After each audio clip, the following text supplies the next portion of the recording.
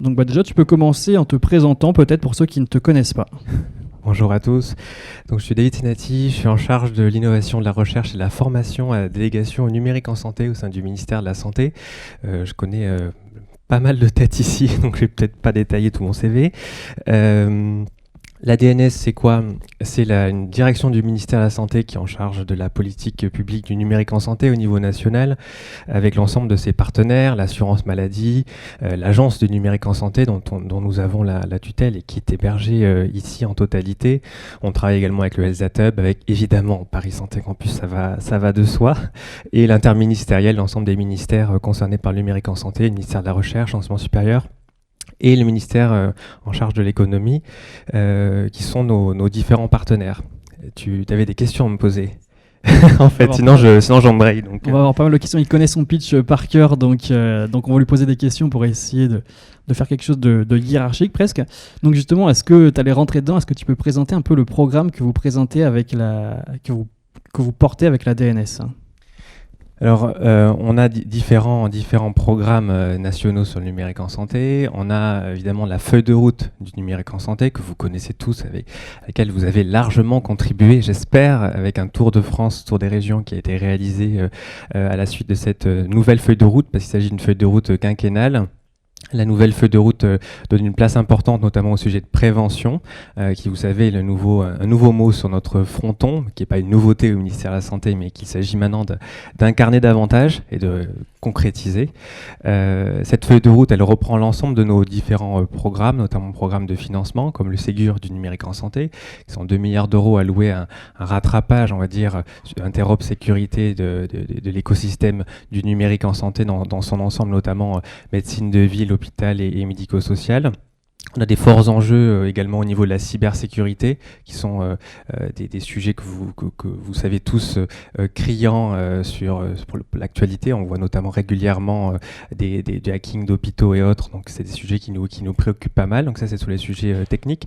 Et on a également Mon Espace Santé, que vous connaissez aussi. Je ne vais pas faire de sondage par main levée de savoir qui a ouvert Mon Espace Santé, mais j'imagine que tout le monde, je ne vais pas me mettre de mauvaise humeur de bon matin, j'imagine que tout le monde l'a ouvert. Si ce n'est pas le cas, n'hésitez pas à le faire. Je peux vous aider à trouver le code derrière la carte vitale pour que vous puissiez activer votre espace santé plus facilement. Bref, donc le carnet de santé électronique des Français, qui est un très gros chantier porté par l'assurance maladie, la DNS, avec l'ensemble de nos partenaires pour la souveraineté et l'accès aux données de santé par les citoyens. Et le troisième sujet, c'est toute la partie innovation-recherche dont je m'occupe à la DNS. Voilà. Donc justement là-dessus, tu peux rentrer dans le détail. Comment vous avez construit particulièrement ce programme et quels sont les différents étages de ce programme-là? Alors, c'est un programme inédit sur le numérique en santé, ça s'appelle la stratégie d'accélération santé numérique, dans le cadre de programmes d'investissement quinquennaux que vous connaissez aussi avec des acronymes PIA. On est au 4e, et le 4e a un petit nom, il s'appelle France 2030. Il est beaucoup plus ambitieux, beaucoup plus global, interministériel, tout on est associé, et donc cible des secteurs prioritaires de l'économie afin de faire en sorte que la France soit leader dans un certain nombre de périmètres, d'activités. Et la santé numérique en fait partie, donc on est parmi la vingtaine de secteurs accélérés, on est un des secteurs qui sont aussi bien dotés, puisqu'on est doté d'un budget de plus de 730 millions d'euros, qui nous permettent de faire éclore cet écosystème du numérique en santé. En tout cas, il est déjà éclos pour un certain nombre de périmètres, en tout cas de l'accélérer. Avec effectivement, comme tu le disais, des étages. Pourquoi des étages? Parce qu'en fait, je me suis posé la question. Parce qu'en fait, on a une fusée comme logo et que du coup, il y a des étages sur la fusée, tu vois où ça nous mène. Et donc, du coup, chaque étage de la fusée de la stratégie d'accélération est un grand chapitre de notre stratégie. On commence bien sûr par la formation. On pense vraiment que les sujets de formation sont indispensables pour le développement des usages du numérique en santé, la confiance des différents prescripteurs utilisateurs. Ça va de soi, mais en général, la formation est globalement souvent oublié des grands plans interministériels. C'est un sujet qu'on peut qualifier souvent d'un peu mou. Les personnes disent oui, c'est cool, la formation, c'est important, mais en fait, finalement, on préfère l'industrialisation et finalement, c'est toujours oublié. Donc là, avec la DGCIP au sein du ministère de l'Enseignement supérieur et de la Recherche, on a souhaité mettre le paquet sur la formation numérique en santé.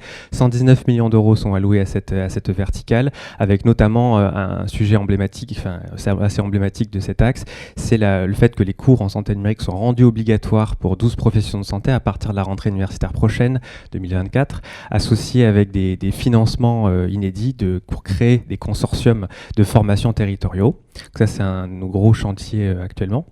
On crée également des masters et des parcours de master en affaires réglementaires des dispositifs médicaux. On crée également des parcours de master en santé numérique pour les ingénieurs. Et on crée également des parcours de master en droit du numérique en santé, notamment. Et on finance aussi le HESP pour former les futurs directeurs d'hôpitaux au numérique en santé. Donc ça, c'est un petit peu dans le détail, mais je pense que c'est important. Oui.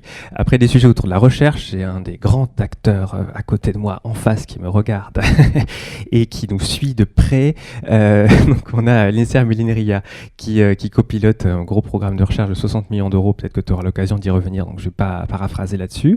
Puis ensuite, différentes aides à l'innovation qui viennent accompagner les porteurs de projets de l'émergence de l'idée jusqu'à l'accès au marché, avec des appels à projets dont vous avez entendu parler probablement. Donc, par exemple, l'appel à projet entrepôt de données qui vise à créer des entrepôts de données hospitaliers, donc structurer ces données et les permettre aux acteurs de l'innovation et de la recherche d'y accéder plus facilement. C'est un très gros sujet, un peu en mode serpent de mer d'ailleurs, qui traîne depuis des années et qui est un sujet en souffrance de financement et qu'on a la joie d'avoir pu financer via la stratégie d'accélération, au moins ça au crédit de la stratégie, sur ce sujet des entrepôts. On a également créé des tiers-lieux d'expérimentation avec un appel à projet récurrent qui est aujourd'hui dans sa deuxième relève en cours d'instruction pour la création de tiers-lieux, donc des terrains d'expérimentation pour co-concevoir des solutions avec les patients et les professionnels de santé. Là aussi, c'est vraiment une nouveauté pour nous de financer ce type d'initiative territoriale. On a également un appel à projet assez ambitieux sur l'évaluation clinique des dispositifs médicaux numériques. On cofinance les essais cliniques de DM numérique afin qu'ils puissent avoir les moyens suffisants de faire des beaux essais méthodologiquement robustes et avec des endpoints cliniques clairs pour pouvoir ensuite aller voguer vers leur accès au marché naturel, notamment vers l'acné DIMS. Et on a d'autres actions, je ne vais peut-être pas toutes les citer parce qu'il y en a 35. Et in fine, à la fin, après j'arrête, on a la partie accès au marché où on a lancé la prise en charge anticipée numérique avec la DSS, l'assurance maladie, la HAS et l'ANS pour faire en sorte de faciliter un tant soit peu cet accès au marché des dispositifs médicaux numériques. Du coup, la question que je me pose, c'est comment tu fais pour faire rentrer tout ça dans une journée si tu as... Là, tu vois, j'ai réussi à le faire rentrer en 5 minutes. Et du coup, si on rentre côté chiffres, un petit peu côté pratique, où est-ce que s'en est rendu tout ça ? Tu nous as présenté tous les étages de la fusée et finalement, où est-ce qu'elle est ? Elle n'a pas encore atterri ? Alors la fusée, c'est les entrepreneurs. On n'est quand même pas au point, nous, de penser que le ministère est dans la fusée, parce qu'on est déjà souvent considéré dans une tour d'ivoire. Alors en plus, c'est une tour d'ivoire qui décolle, ça va pas le faire. Donc c'est les entrepreneurs qui décollent et nous, on reste sur le tarmac et on veut les voir décoller. Et effectivement, en termes de réalisation, aujourd'hui, sur tous les sujets que j'ai abordés, j'ai un chiffre de réalisation assez concret qui est le niveau d'engagement.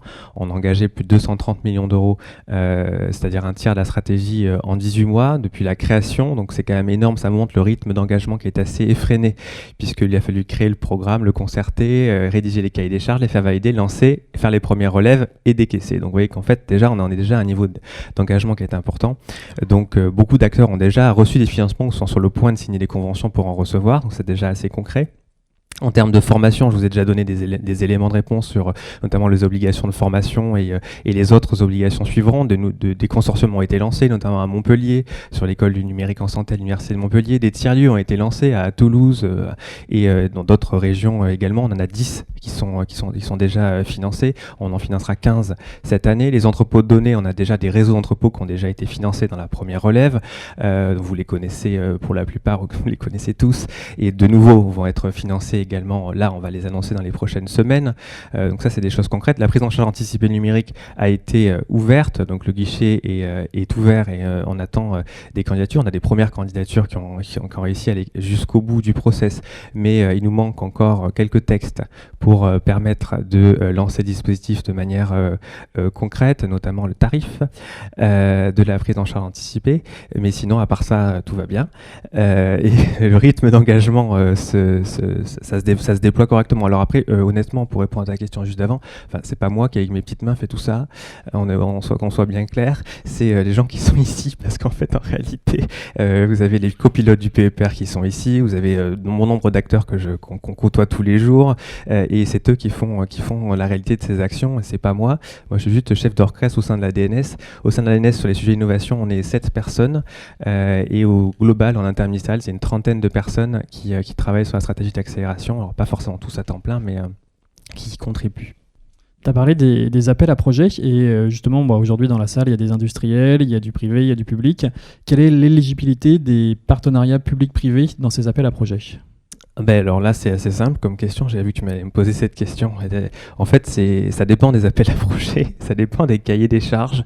Certains appels à projets ou certains guichets de financement sont réservés à des petits acteurs. Certains sont monopartenaires, d'autres en consortium. Vous avez des acteurs de la recherche qui sont éligibles à un certain nombre de projets, mais pas tous. Certains appels à projets sont dédiés plutôt à des entreprises. Donc ça dépend vraiment. Mais oui, effectivement, tous les types de porteurs sont éligibles à certaines actions. Vous retrouvez l'ensemble de nos actions, l'ensemble de nos réalisations sur Genius, genius.isanté.gouv.fr, qui est la plateforme dédiée au numérique en santé interministérielle, et vous retrouvez toutes nos actions. Si vous avez des questions sur l'éligibilité de vos structures à un des appels à projets, ne pas hésiter à nous contacter ou à contacter directement BPI France ou la Banque des Territoires qui saura vous répondre. Mais n'hésitez pas, parce qu'on est toujours à la recherche de beaux projets. Il y en a déjà de nombreux qui candidatent et qui ont été lauréats, mais il y en a toujours de nombreux. Et juste petite incise, cet argent qu'on a sur la stratégie d'accélération, c'est pas de l'argent magique, mais c'est de l'argent assez inédit vu le contexte. Je vous conseille d'en profiter assez rapidement, puisque on sait jamais ce qui peut arriver dans la vie, et donc s'il faut y aller, il faut y aller. Donc nous, on met plein gaz pour vous faire décoller, donc profitez-en pour décoller rapidement si possible. Voilà. Merci beaucoup David, on a fait le tour, c'était plus rapide que prévu, on voit qu'il connaît très bien son switch. Peut-être s'il y a des questions dans la salle, n'hésitez pas à en poser, sinon autrement sur les temps off, vous pourrez les poser directement à David ou aussi les faire remonter auprès de Larry, et on les fera remonter aussi à David. Donc je ne sais pas s'il y a des questions, et sinon on va enchaîner sur la prochaine table ronde. Merci. Merci David.